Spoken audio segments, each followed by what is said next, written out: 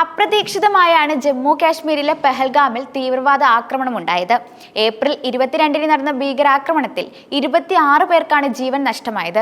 സംഭവത്തിന് പിന്നാലെ സിനിമയിൽ നിന്നും രാഷ്ട്രീയ രംഗത്ത് നിന്നുമൊക്കെ നിരവധി പേർ ഇതിനെ അപലപിച്ചുകൊണ്ട് രംഗത്ത് വരികയും ശക്തമായ തിരിച്ചടി ആവശ്യപ്പെടുകയും ചെയ്തിരുന്നു.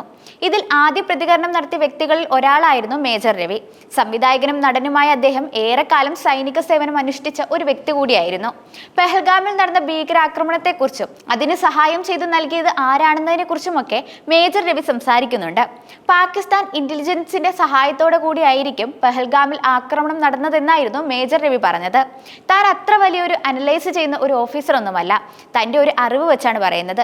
ഇതുപോലെയുള്ള പല അറ്റാക്കുകളും നമ്മൾ മുൻപ് കണ്ടു കാണും, പക്ഷെ ഇങ്ങനൊരു ഓപ്പണായി കിടക്കുന്ന ഏരിയയിൽ നടത്തുന്നത് ഇതാദ്യമായിട്ടാണ്.